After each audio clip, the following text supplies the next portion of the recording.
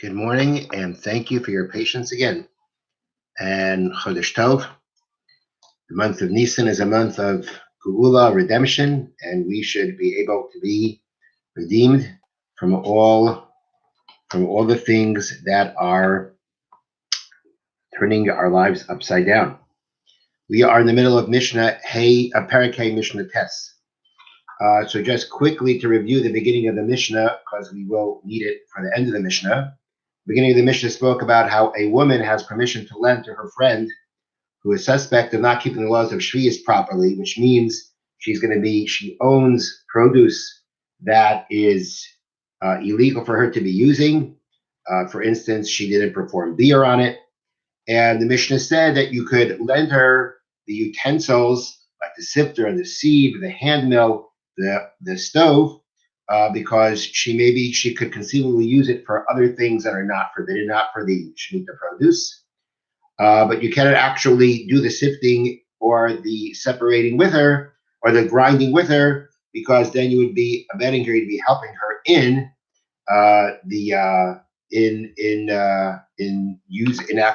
working with the forbidden produce that you may not do. Now the Mishnah now switches over to a different kind of case, a similar kind of scenario, but just not talking about Shemitah, rather dealing with the following case, and that is that we have a type of person mentioned in the Mishnah called Am Haaretz, which means an ignorant person. An ignorant person was a person who generally was observant, just not very well versed in especially the intricate laws of the Torah. And therefore, they were not well versed in the laws of Tum and Tahara, ritual purity and impurity. And therefore, the assumption was that anything in their house was actually impure. Their vessels, their utensils were impure. Therefore, if food came into contact with those utensils, that food would become impure. Now, the halacha is that food only becomes impure if it first comes into contact with a liquid. If it comes into a contact with a liquid, it's called mukhshar l'kabel tuma. It's called rendered susceptible to tuma. And then if it comes into contact with a source of tuma, it will become tummy. When we're talking about, when we're talking about that, the food that comes into contact with this Amaretz's utensils will become tummy is only if that food comes into contact with liquid first. Now, we have also a concept of a chaver. A chaver, the concept of Mishnah means someone who is well versed in the halachas of Tum and Tahara and is accepted upon himself to keep them meticulously. So we have here a situation where the Mishnah is going to be talking about a wife of a chaver lending her utensils to the wife of an Amaretz. Now, the problem, until now, the whole discussion has been that the person you're lending the utensils to may be doing something wrong. So what could be going wrong here with making the food impure? There's no prohibition of making regular food impure, but there is a prohibition against making sanctified food impure, like truma, like challah. Challah is the dough that we make, and we separate from the dough in order to give to the kohen, which nowadays we don't do, we burn it. But that dough, once it has an obligation to separate challah from, is sanctified. The sanctified dough, you cannot make it impure, because then the part of the dough, which is the challah, is going to become impure also. And she's not allowed to cause that to happen. So the wife of the Amaretz, eventually when she makes the dough, she's going to run into this problem of making the dough impure, which makes the challah portion impure. So when the wife of the chaver is now lending her utensils, is there going to be an issue that the wife of the chaver, of the person who is meticulous in the laws of Tum and Tahara, is she aiding the wife of the Amaretz in doing something wrong, in making the dough of the challah impure? So the Mishnah says like this: Eishes chaver mash'elas la'eishes Amaretz. The wife of the chaver is allowed to lend to the wife of the Amaretz nafa ukvara, the sifter and the sieve. And she can sort, and she can grind, and she can sift with her. At this point, anything that she's doing, when you talk about a sifter or a sieve, everything is dry. We presume that there's no reason to say that liquid came into contact with it, contact with it. And therefore, the sifter and the sieve, if she uses them, she's using them before any liquid touched the grain, and therefore she's not doing anything wrong. You want to help her, you want to get involved with her in doing it, you can do it because at this point she's not doing anything wrong, not causing anything to become impure. There's no liquid that's coming into contact yet with the produce. When she adds water, to the flour, she may not help her anymore. We're not allowed to lend support to people who are doing something wrong. Once the water gets into the flour, now the flour has come into contact with the water. It's susceptible to tuma. Now the Eishes Hamaretz will either put it in utensils or handle it herself. That will make it impure because either she's impure or the utensils are impure. And now the dough becomes impure, and the challah portion that's going to be separated is going to be impure. And therefore, you're not allowed at that point, once she's already added the water, now it's already susceptible to tuma. Now she's doing something wrong by causing it to become tamei. You're not allowed to help her anymore. Now, what's important to note is that what question can be asked that it should have been considered that you were aiding her in doing something wrong even before you added the water. And that is that because she's the wife of an Amaretz, that means the grain that she has in her house is what's called demai. Demai is grain that we don't know if this person has separated the maasros, the tithings from it. Now, when it comes to any kind of grain that is produced, we have to separate truma to the kohen. We have to give maasros and tithing to the Levi. Second tithing, if it goes, we have to do shalim, give it to the poor. And until you separate the maasros, until you separate all the tithings, this grain is forbidden to you. Now, Amei Haaretz, the people who were considered Amei Haaretz, we suspected them of not separating maasros. Truma, but the amount that goes to the Levi, there was a minority of them that did not perform it. The majority did perform, there was a minority that did not perform it. So the sages instituted that any grain that comes from Haaretz, you have to treat it like it has not, the maasros have been separated. Before you want to partake from it, you have to separate the maasros, you have to tithe them. Now, if you are going in this Haaretz's wife's house, the assumption is that the grain is the mai. If it's the mai, she's not allowed to be using it because it's not tithed. So even when you're helping her sift or grind, you're helping her do something wrong. And the commentaries explain that when it comes to teva, when it comes to demai, we say no, we don't consider that like you're assisting her doing something wrong. And that's because, as we said before, the majority of Amei Haaretz, the majority of the Ignoramuses did separate maasros, and therefore, since the majority did, we can assume over here when it comes to helping her before it became tamei that it's okay, everything's okay. However, once the water comes to contact, there's nothing more to say. It's susceptible to tuma. We know they're not well versed in the laws of tum and tara. We assume halachically that their vessels are tamei, and at that point, you're already helping her do something wrong. Now, the Mishnah concludes very interestingly. Everything we said until now in this Mishnah, whether it was lending the utensils to the woman who is suspect of not keeping Shemitah properly, or we're talking about lending the sifter and the sieve to the wife of the Haaretz, we really should not have allowed it. And the only reason we allowed it is with Deidar Kashal and ways of peace. If one woman comes to another woman and asks her to borrow something, and you say no, that could cause a lot of friction. And therefore, the sages said that we're going to be lenient in certain cases. So, for instance, going back to the beginning of the Mishnah, the beginning of the Mishnah spoke about that you're lending to the wife of you're lending to a woman who is suspect of not keeping Shemitah properly. And we said you can give her the sifter, the sieve, the hand mill, and the oven. Now, if she's going to use those things for processing grain, it's forbidden. It's Shemitah produce that she's not allowed to be using. Why do we say you can lend it to her? Because we said it's conceivable she'll use it for other things that have nothing to do with the grain. Honestly, what does she probably get? What's the good chance she's going to use it for the grain? And these other excuses that we're giving are excuses. They're conceivable, but they're not really probable. So we really shouldn't have allowed her to lend to that woman either.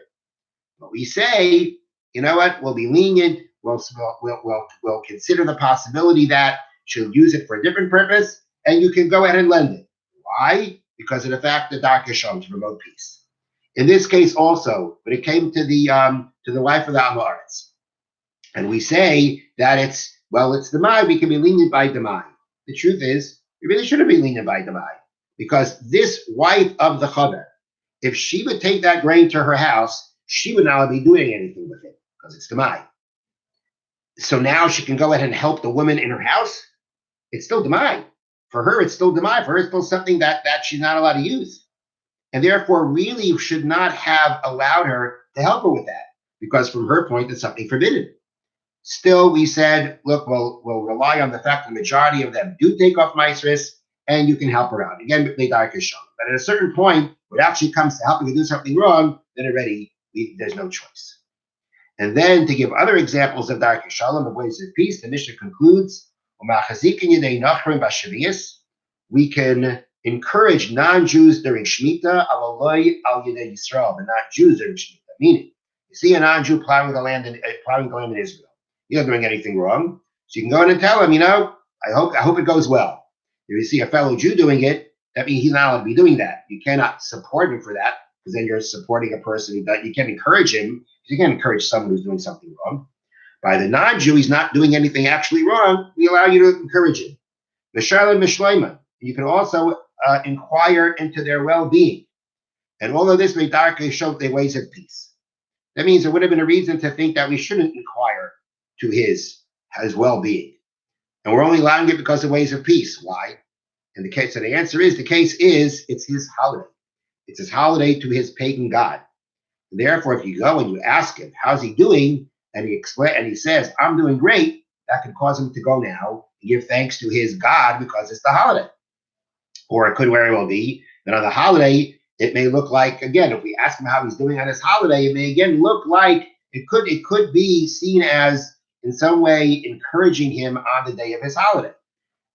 The Chachamim said in both these cases of encouraging him, giving him encouragement when he's plowing the non-Jew, or inquiring whether his well-being to non-Jew in his holiday, because of ways of peace, we allow you to do it. Okay, now we'll do the Sefer HaMitzvot. We are now up to Mitzvah Saseh, positive commandment, Nun Aleph 51. Mitzvah Saseh, Shakol Zavech, Behemah Tahira. There's a positive commandment for anyone who slaughters a kosher animal. Yitein lakoyen zerei lachayim v'keva. You have to separate from the animal certain parts and give it to the kohen. And those parts are the zeroah, the foreleg, the chayim, the cheeks, the keva, and the moah. Shinamar, as it says, v'nasar lakohen hazeroya v'lachayim v'akeva. You give to the kohen after slaughtering the animal. You give him the foreleg, the cheeks, and the moah. The hain, and they are. Chavetz Chaim now explains. Zeroya, when we talk about the foreleg, Yamin, it's the right one. Menashoik shel yadai shen shnei ivar mo'arim zeh bozeh. It's the right foreleg from the shank, this being two parts joined to each other. So it's the shank bone. It's I believe this means the lower part from the knee and down is what you're giving. We call it the zeraya. It's the point where these two limbs connect, but it means from the point of connection from the knee and down. I believe that's what it means. Right. No, maybe that's what it means. No. Sorry, making a mistake. On the contrary, it means the shank from the right foreleg from the shank actually means, I think it means from the top part, really like from what we call the shoulder. And that is, and he says, this is actually two parts joined to each other. So it makes sense to be the whole leg, the shoulder plus the from the knee down. So it's the whole thing. When we talk about the cheeks, what are we talking about? In our perek shalechi, pika shal galgeres, from the joint of the jawbone till the knob of the windpipe, which is the large ring. And with the tongue between them. Ve'in moganoi ve'in mafshitin. You do not pluck the hairs off, nor do you skin it. But rather you give it to the kohen with their skin and wool. That is the cheeks. V'hakeva and the moah, that's with the fat that is in it, and the fat that is on it, and the fat that is within it. The practice of the Kohanim is to actually leave the fat for the owner. These three gifts are referred to with the generic word of gifts. Whenever you see the word matanas, gifts, in relation to the Kohen, it's talking about these three gifts. The Kohen Rashai Limikar Hamatanis Alachilim Leklavim. The Kohen has every right to sell them or to actually even use them as dog food. Shein Behem Kedusha Klal. There's no sanctity to them. They belong to the Kohanim, but there's no sanctity like Truma. The Kohen may also transmit them to a friend of his who's not a Kohen, who is in pressing circumstances, which would mean typically you should not acquire them or give them over to a Yisrael just as a gift, unless that person is in a pressing circumstance. And in these days, which actually means b'chutz la'aretz, outside of Eretz Yisrael, Eretz Yisrael meikam is manaseh, and Eretz Yisrael these gifts still apply. Login Rabbi Eloi, we follow the opinion of Rabbi Eloi, the sage Rabbi Eloi, that in chutz la'aretz nowadays, we don't. That we're nowadays the chutz la'aretz, we do not give those gifts to the Kohen. Yesh mechidei skula shemachmirin. You have certain individuals who are very strict in their performance of mitzvahs, and they actually are stringent, and they give these parts to the Kohen. It's appropriate to do so in order to fulfill this positive commandment. Okay, thank you all for listening. Again, I apologize for being late. I will do my best again to get all this straight, and I wish you all a good day and a good Chodesh, and all the best. Bye-bye.